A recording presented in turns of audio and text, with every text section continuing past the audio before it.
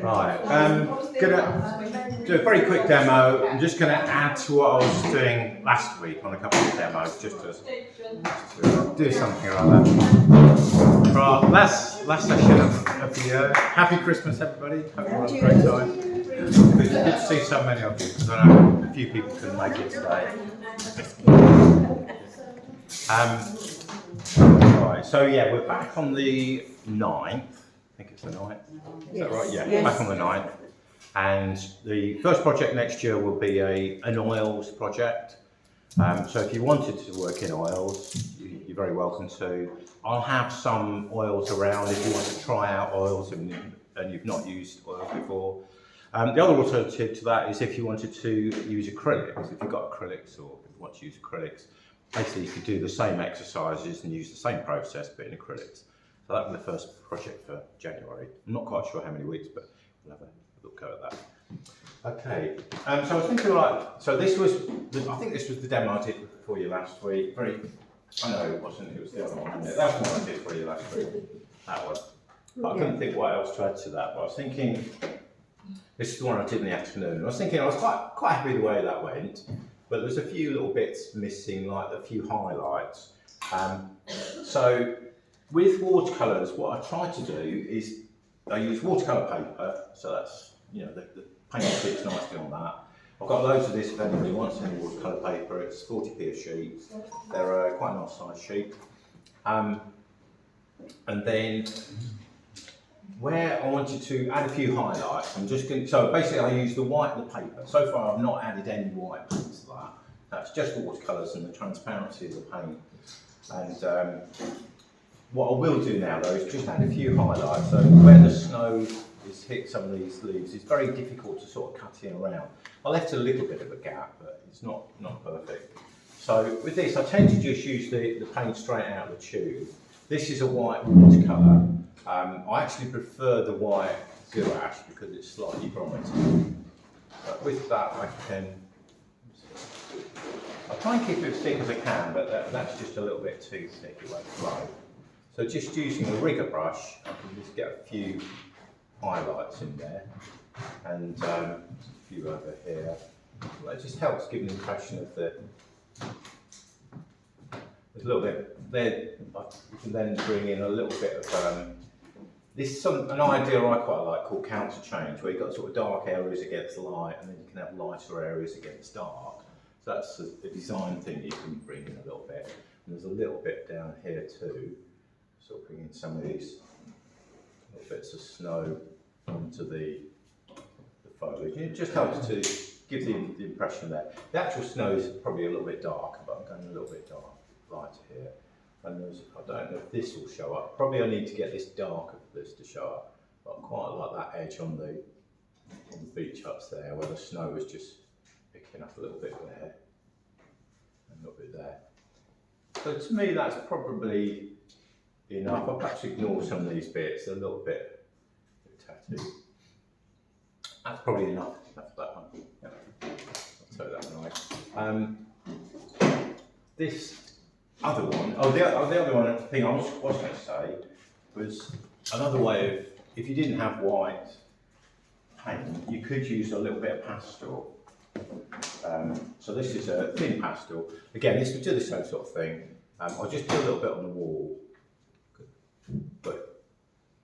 And the nice thing about the pastel is it can add a little bit of texture as well. So if you wanted a slightly grainy mark, that can be quite nice. So that's another way of just adding some more touches. I think the thing with watercolour, whatever you choose to do, is don't overdo it, don't overwork it. Try and keep it fairly lively looking. As you saw me do that, I mean, all of that was done in probably 20 minutes, really, the whole lot. So sometimes doing lots of quick watercolours can work out quite nicely and keep them nice and fresh and lively. So that's that one. This was another one that I started in my Thursday class that I quite like. And this was a photo I took years ago when it was snow in the High Street in Southend. And I just thought this was quite a nice image and thought that could probably be developed a little bit more, perhaps a little bit more definition of people and buildings. Just do a tiny bit more to that one. and then I'll call it a day and just come in and see how you're getting on. So it's all kind of lavendery greys and then these lovely warm colours. So I like that as a, you know, to me it's quite harmonious. You've got the warmth and the contrast with little bits of warmth, little bits of reds in some of the trousers and some nice lavendery greys. So just make up a greyish colour. So we've got some blue here and a lilac and just a tiny bit of brown just to tone that down, and plenty of water.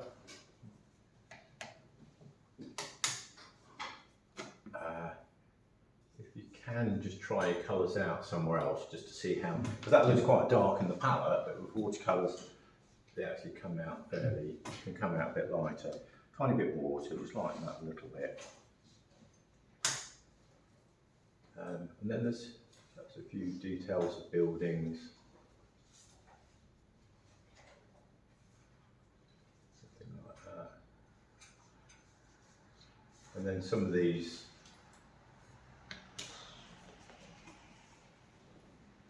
I think the watercolours are quite nice for sort of straight, sharp edges. That works quite nicely. And then a few people in the background, just go a tiny bit darker.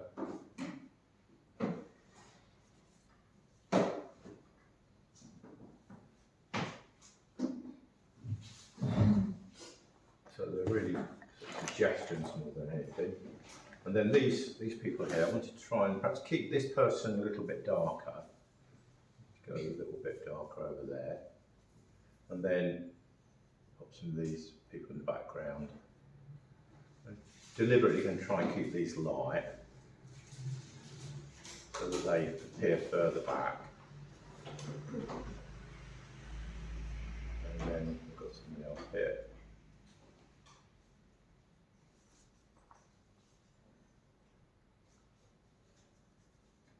And it's really just silhouetted shapes, really, just giving a suggestion of people. There's not, doesn't have to be tons of definition in there. And go a little bit darker just under here, just to suggest a sort of shadow.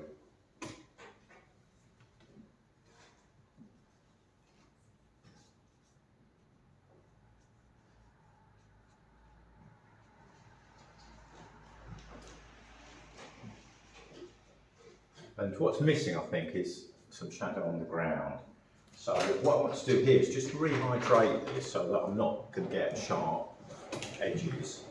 So I'll just put some water there, just very lightly, try not to take any off the figures. And just go in a tiny bit darker.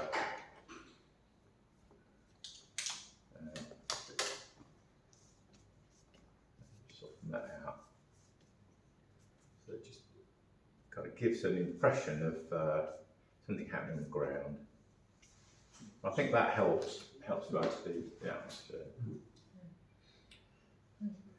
All right for now? Yep. So, have fun.